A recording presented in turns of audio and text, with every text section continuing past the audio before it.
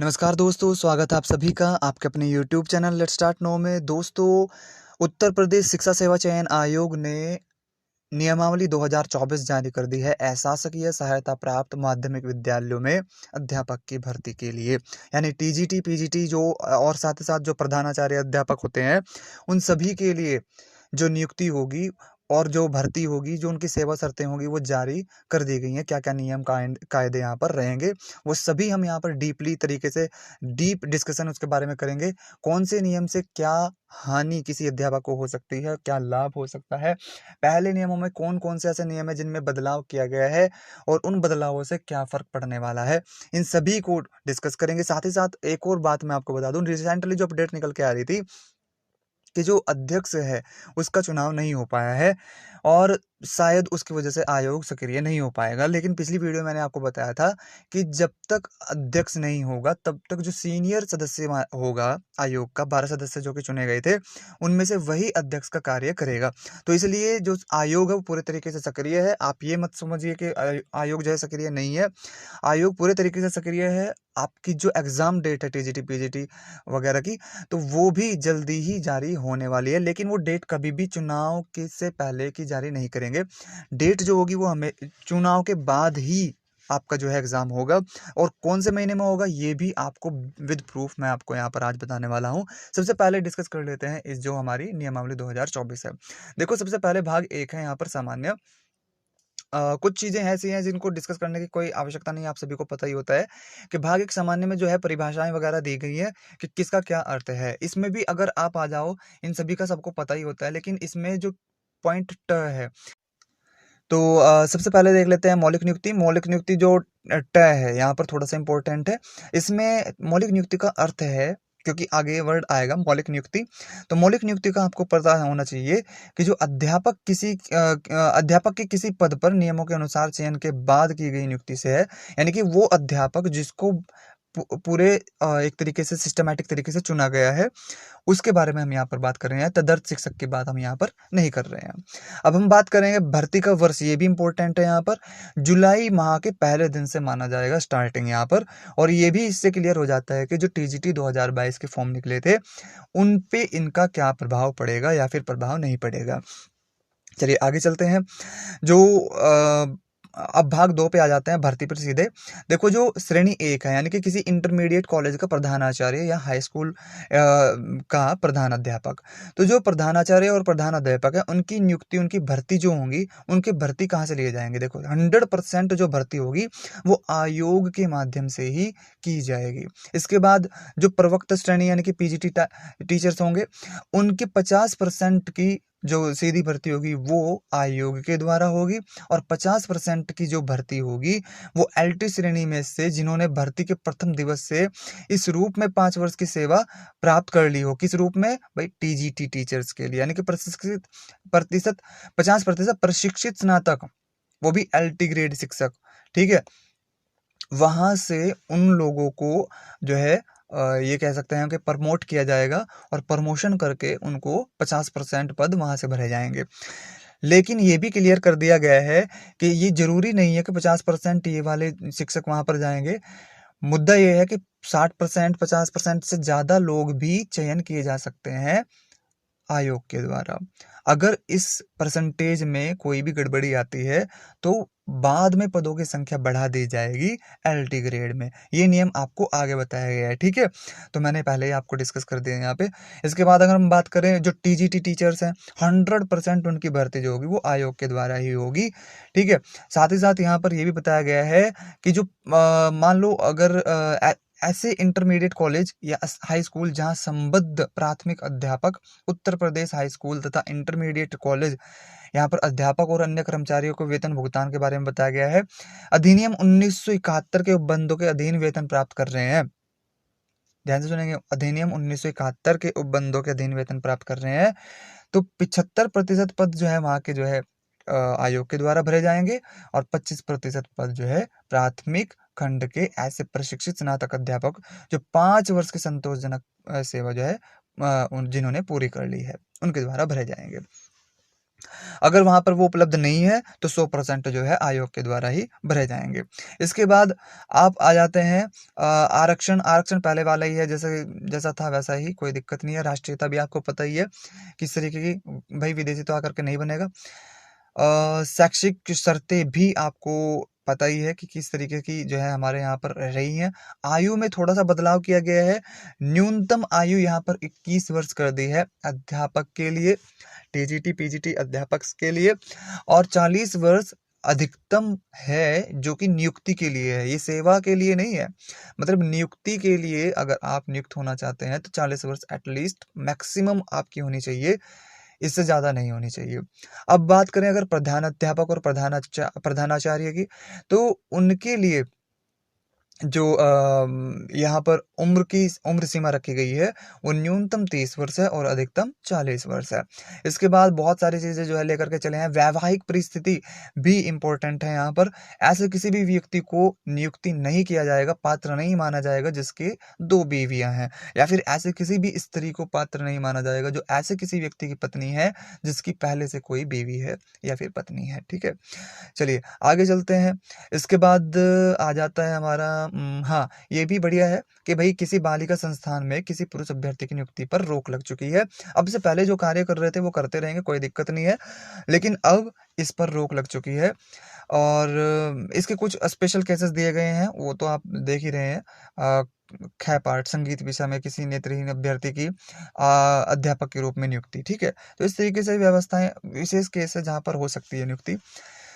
भर्ती की प्रक्रिया मोस्ट इम्पोर्टेंट है, इसको समझने की प्रयास करेंगे सभी, कि रिक्तियों का अवधारणा, रिक्तियां पहले जारी होंगी, विज्ञापन वगैरह, ठीक है? फिर सीधी भर्ती की प्रक्रिया जो है आयोग के द्वारा चलाई जाएगी।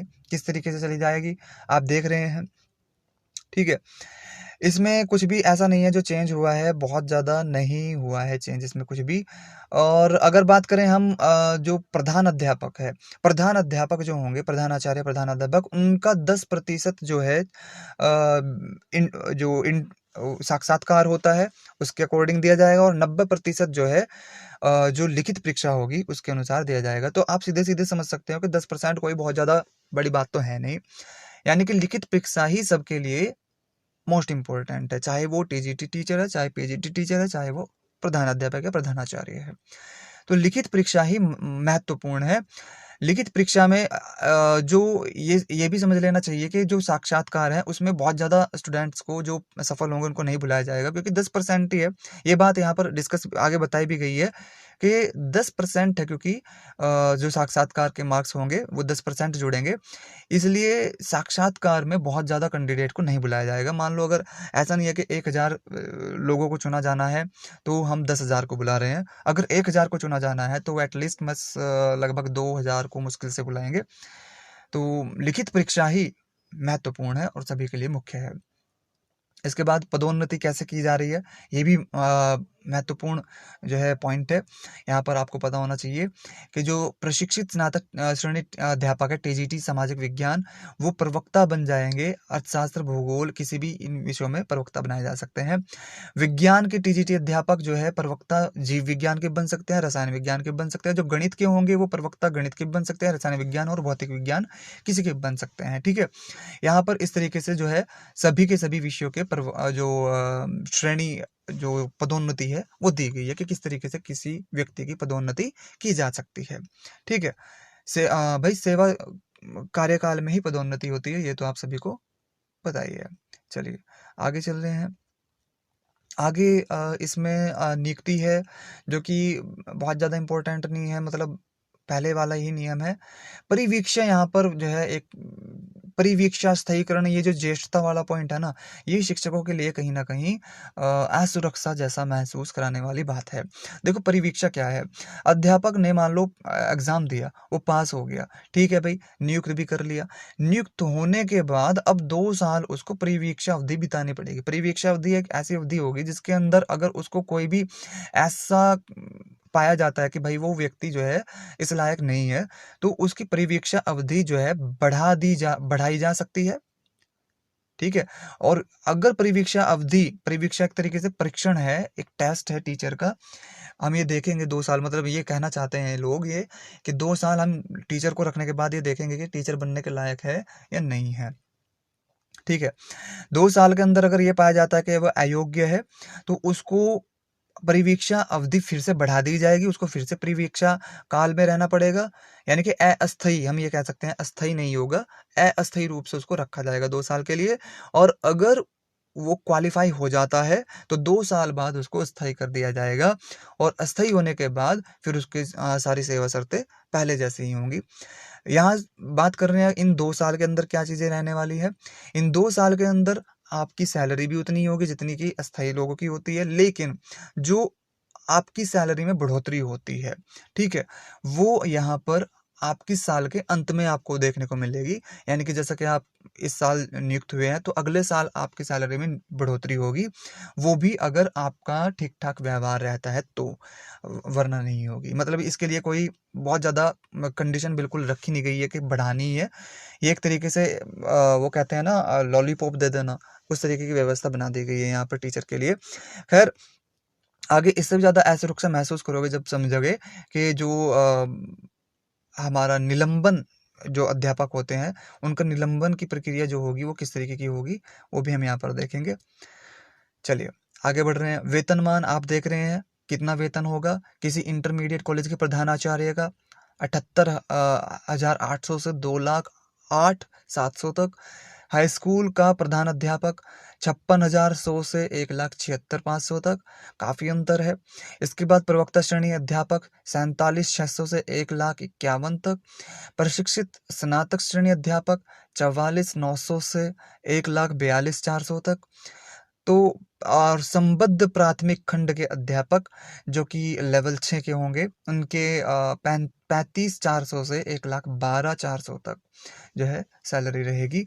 इसके बाद हम बात कर रहे हैं परिवीक्षा अवधि में वेतन, जो कि मैंने आपको बता दिया है कि वेतन मिलता रहेगा हर महीने, कोई दिक्कत नहीं है। लेकिन बढ़ोतरी जो होगी वेतन में, आप इसको मेरे ख्याल से देख सकते हैं पॉइंट 3 में, मेरे ख्याल से पॉइंट 3 भी देख लेते हैं, पॉइंट 1 भी देख लेते हैं। फंडामेंटल रूल्स में किसी प्रतिकूल उपबंध के होते हुए परिवीक्षाधीन व्यक्ति को, यदि वह पहले से ही सरकारी सेवा में न हो, प्राथमिक वेतन वृद्धि तभी दी जाएगी जब उसे 1 वर्ष की संतोषजनक सेवा प्राप्त पूरी कर ली हो। यानी कि जो वेतन वृद्धि है तभी होगी जब संतोषजनक सेवा पूरी कर लेगा। अब संतोषजनक कैसे होती है भाई, उसका व्याख्या यहाँ पर नहीं की गई है, ठीक है, वो डिसाइड करेंगे ऊपर के अधिकारी। और सीधी सी बात है कि जब ऊपर के अधिकारी के हाथ में चीजें चली जाती हैं किसी व्यक्ति की, तो वो कहीं ना कहीं भ्रष्टाचार की तरफ जाने वाला केस हो जाता है। ठीक है, मतलब पैसे दो और जो है अपना हिसाब किताब रखो। पक्ष समर्थन, हालांकि इसके बारे में बताया गया है कि अगर कोई अपना पक्ष में लेने के लिए किसी को अपने पक्ष में करने के लिए लालायित करता है, लालच देता है किसी प्रकार का, तो वो अयोग्य कर दिया जाएगा। हालांकि ये प्रभावी मेरे ख्याल से, मुझे नहीं लगता कि बहुत ज्यादा होने वाला है। अनुशासनहीन कार्यवाही, यदि कोई अध्यापक अनुशासनहीनता दिखाएगा, कोई भी इस तरीके की गड़बड़ करेगा, तो उसको भी अयोग्य घोषित कर दिया जाएगा। ठीक है, ये सारी चीजें हैं, चलो होना ही चाहिए, ये तो कोई दिक्कत नहीं है। लेकिन मुद्दा ये है कि जब ऐसा होता है, कई बार ऐसा भी होता है कि जो उसके अगर अनबन हो जाती है किसी अधिकारी के साथ, तो उस अनबन की वजह से भी किसी टीचर को ये चीजें फेस करनी पड़ सकती है, हालांकि वो टीचर वैसा हो या ना हो। इसके बाद चलते हैं हम सेवा शर्तों की शिथिलता। और जो है सेवा शर्तों की शिथिलता में आपको क्लियरली मिल जाएगा कि किस तरीके से किसी भी जो अध्यापक है उसको हटाया जा सकता है। ये सबसे ज्यादा एक तरीके से असुरक्षा महसूस करने वाली बात है यहाँ पर इस पॉइंट में। पॉइंट नंबर 24 को देखें सबसे पहले, अनुशासनिक कार्यवाही। किसी अशासकीय सहायता प्राप्त माध्यमिक विद्यालय के प्रधानाचार्य या उप प्रधानाचार्य या प्रधान अध्यापक या प्रवक्ता, प्रशिक्षित स्नातक श्रेणी अध्यापक या संबद्ध प्राथमिक खंड के प्राथमिक अध्यापक का निलंबन अपर शिक्षा निदेशक माध्यमिक अथवा मंडलीय संयुक्त शिक्षा निदेशक के लिखित अनुमोदन के बिना 60 दिनों के पश्चात प्रभावी नहीं हो सकता। इस बात का ध्यान रखेंगे कि एक तो 60 दिनों की अवधि दे दी गई है, ठीक है, और एक क्या दे दिया गया है भाई, उनकी लिखित अनुमोदन। लेकिन ये जो दोनों ही है, ठीक है। ये दोनों ही सरकार और जो कमेटी होती है उनके कहीं न कहीं दबाव में रहते हैं और दबाव की वजह से ये कभी भी एक निष्पक्ष फैसला नहीं कर पाते हैं। तो यहाँ पर किसी भी अध्यापक के लिए प्रॉब्लम क्रिएट हो सकती है। अगर मान लो किसी की अनबन हो जाती है, अनबन सीधी-सी बात नहीं है, एक तरीके से मान लो भई मैं कमेटी हूँ, ठीक है? आप अध्यापक हैं और इस तरीके से अगर मैं कोई आपसे बात बोलता हूँ और आप नहीं मानते हैं उस चीज़ को, तो अगर मैं अपने ईगो मान लो उसको ईगो हर्ट कर लूँ और आपके खिलाफ कार्यवाही कर दूँ, तो साथ ही साथ यहाँ पर अगले पॉइंट में ये भी बताया गया है कि आप जो है प्रतिकार करने के योग्य नहीं होंगे। अगर आपको पदच्युत कर दिया जाता है, आपको पद से हटा दिया जाता है इसके दौरान या फिर किसी भी कार्यवाही के द्वारा और आपकी जो परिवीक्षा अवधि है वो बढ़ा दी जाती है या फिर आपको अयोग्य मान करके हटा दिया जाता है, तो आप प्रतिकार नहीं कर सकते, यानी कि विरोध नहीं कर सकते। ये भी यहाँ पर नियमों में बताया गया है, जो कि काफ़ी खतरनाक साबित हो सकता है जो है अध्यापक के लिए।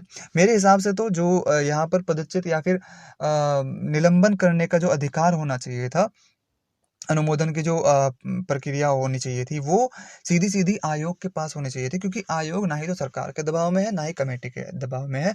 आयोग नियुक्ति कर रहा है, तो आयोग के ही हाथ में होना चाहिए था ना भई। लेकिन ये जो है इन्होंने यहाँ पर मेरे ख़्याल से थोड़ी-सी गड़बड़ कर दी है। ख़ैर चलो, जो भी है स्टार्ट हो चुका है मामला। और अगर बात करें आपके एग्ज़ाम की, एग्ज़ाम जो होगा आपका अगस्त मंथ में, क्लियरली ये समझ के चल दो, भूल नहीं करनी है। आपको ये नहीं सोचना है कि इधर-उधर हो जाएगा। भाई अगस्त मंथ में ही आपका जो है एग्ज़ाम होना है। एग्ज़ाम की मैं बात कर रहा हूँ, डेट की बात नहीं कर रहा हूँ कि डेट अनाउंस होगी अगस्त में। अगस्त में एग्ज़ाम होना है। तो क्लियरली आप इस चीज़ को क्लियर कर लो कि अगस्त में एग्ज़ाम होना है, तो तैयारी करते हुए चलना है और तैयारी लगातार आप अपनी बनाए रखें। Okay guys, all the best, have a good day.